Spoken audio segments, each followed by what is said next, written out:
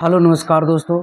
बिहार में कैसे एक सीट के बदले 5 सीट खोना पड़ा बीजेपी को। देश भर का परफॉर्मेंस जो भी रहो, बीजेपी एनडीए को बहुत नुकसान हुआ इस बार के चुनाव में, खास करके 2019 लोकसभा चुनाव में। लेकिन बिहार में बीजेपी एनडीए का परफॉर्मेंस बेटर है।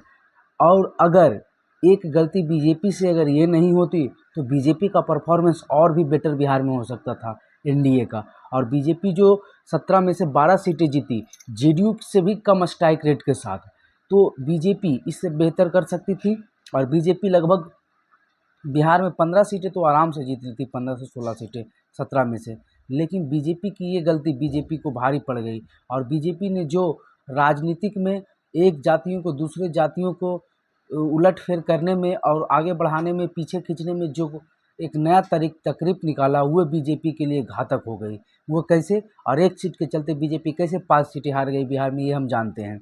दरअसल बात है कि लोकसभा चुनाव में बिहार में एनडीए 30 सीटों पर जीत हासिल की है और यूपीए या महागठबंधन बोले तो वो 10 सीटों पर, 9 ही सीटों पर जीत हासिल की है, एक पर निर्दलीय पप्पू यादव ने। तो आप लोगों को पता है कि पप्पू यादव किधर झुकाव है। पप्पू यादव का झुकाव एनडीए की ओर है और वो कांग्रेस में अपनी पार्टी को विलय कर चुके हैं। उनकी पत्नी जो है राज्यसभा सांसद है छत्तीसगढ़ से कांग्रेस की, तो वो कांग्रेस में ही शामिल होंगे या कांग्रेस को समर्थन देंगे, ये तो क्लियर है। तो 10 सीट हम मान सकते हैं इन जो है महागठबंधन, इंडिया गठबंधन जीता और 30 सीटों पर बीजेपी। लेकिन ये 5 सीट कैसे हारी? दरअसल बात है काराकाट लोकसभा क्षेत्र से जिस प्रकार से इस बार हॉट सीट बनी रही है और अंतिम चरण में चुनाव था, ये बीजेपी के लिए एक फायदे की बात थी। अगर चुनाव अंतिम चरण से पहले कुछ 2-3 चरण रहता या फर्स्ट फेज में, तो बीजेपी के और ज़्यादा नुकसान होती। बीजेपी दहाई का आंकड़ा भी नहीं छू पाती। वो कैसे? तो जानते हैं। दरअसल काराकाट में जातीय समीकरण पूरी तरह से चालू हो गया। काराकाट में उपेंद्र कुशवाहा चुनाव लड़ रहे थे एनडीए की ओर से अपनी खुद की पार्टी आरएलएम से, और दूसरी ओर से जो है पवन सिंह निर्दलीय चुनाव लड़ने आ गए। पवन सिंह बीजेपी में ही शामिल थे, उन्हें टिकट दिया गया था आसनसोल से, लेकिन उन्होंने अस्वीकार कर दिया, बीजेपी ने छीन लिया। ये तो वही दोनों जानेंगे। लेकिन पवन सिंह जिस प्रकार से काराकाट से चुनाव लड़ने आ गए, उसके बाद उधर से इंडिया गठबंधन की ओर से भी राजा राम सिंह कुशवाहा, वो भी जाति से कुशवाहा, और उपेंद्र कुशवाहा भी जाति से। और काराकाट का इतिहास रहा है 2009 से, जब से नया ये संशोधन होकर क्षेत्र बना विक्रमगंज से काराकाट, तब से यहाँ से कुशवाहा जीतते आ रहे हैं। महाबली सिंह कुशवाहा 2009 में, 14 में उपेंद्र कुशवाहा, 19 में फिर से महाबली सिंह कुशवाहा, और इस बार फिर से एनडीए की ओर से उपेंद्र कुशवाहा थे। और इसमें गौर करने वाली बात यह भी है कि यहाँ से हमेशा से एनडीए के ही सांसद जीतते आ रहे थे जब से काराकाट लोकसभा क्षेत्र बना। लेकिन इस बार उल्टा हो गया। तो इस बार बहुत कम ऐसा सीट हुआ जहां जाति के खिलाफ जाति लड़ रही थी। लेकिन इस सीट पर उपेंद्र कुशवाहा के खिलाफ भी कुशवाहा कैंडिडेट थे महागठबंधन की ओर से, सीपीआईएमएल के दोनों थे।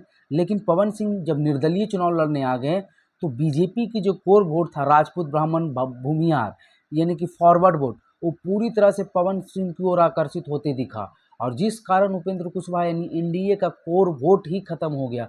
और पवन सिंह को जिस प्रकार से इलेक्शन मतलब कि बीजेपी से निकालने में देरी हुई, नॉमिनेशन के बाद बहुत दिन बाद बीजेपी ने उन्हें बाहर किया, इससे कुशवाहा जाति के लोग नाराज हुए। और जिन 4 क्षेत्रों में शाहाबाद के चुनाव था, वो कुशवाहा बहुल थे। या बात कर ले अब सासाराम के, बात कर ले आरा के, बात कर ले बक्सर के, बात कर ले काराकाट के, और इफेक्ट तो पहले ही डाल चुका था औरंगाबाद भी, क्योंकि औरंगाबाद राजपूतों का गढ़, आज़ादी से अब तक कोई चुनाव नहीं जीता था। उसे चित्तौड़गढ़ कहा जाता था। चित्तौड़गढ़ भी इस बार टूटा और कुशवाहा ने ही तोड़ दिया। तो ये राजपूत और कुशवाहा की लड़ाई में एनडीए को घाटा होते दिखा। और जो है काराकाट लोकसभा क्षेत्र से, काराकाट में राजा राम सिंह कुशवाहा सबसे लो प्रोफाइल के नेता थे, सबसे कम प्रचार प्रसार किए और सबसे अधिक वोट लाए और बहुत अच्छी खासी मार्जिन से हराए।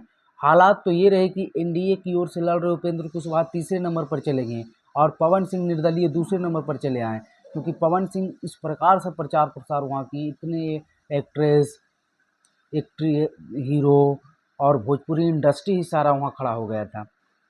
और प्लस उनका जो राजपूत का वोट है, राजपूत का वोट पूरी तरह से पवन सिंह को गया। कुछ फॉरवर्ड का भी वोट गया, जिससे वो 2.5 लाख वोट के करीब पहुंच गए। उपेंद्र कुशवाहा को भी 15,000 वोटों से अधिक मार्जिन से आगे निकल गए। पवन सिंह दूसरे स्थान पर पहुंच गए और राजा राम सिंह कुशवाहा अपना जो कोर वोट है 3.5 लाख का, वही लाकर आराम से चुनाव जीत गए वहाँ से, इतना लो प्रोफाइल में। तो इसके चलते जब लोगों को लगा कि राजपूत वोट पवन सिंह को दे रहे हैं, तो कुशवाहा ने भी अपना वोट बर्बाद ना करते हुए राजा राम सिंह कुशवाहा को दे दिया, जिसके चलते उपेंद्र कुशवाहा को पूरा वोट नहीं लेकिन कुछ, क्योंकि वहाँ कुशवाहा का सीट बचाना था और जिस कारण राजा राम सिंह कुशवाहा वहाँ से जीत गए।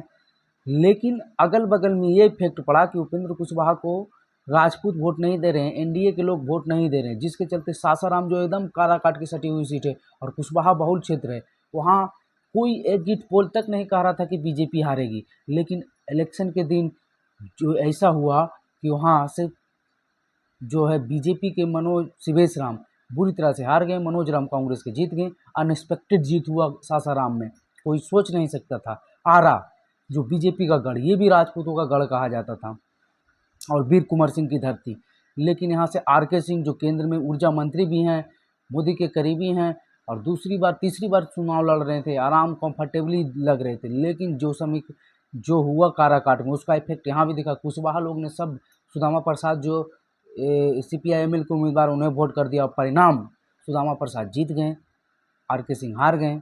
यहाँ भी इफेक्ट पड़ा।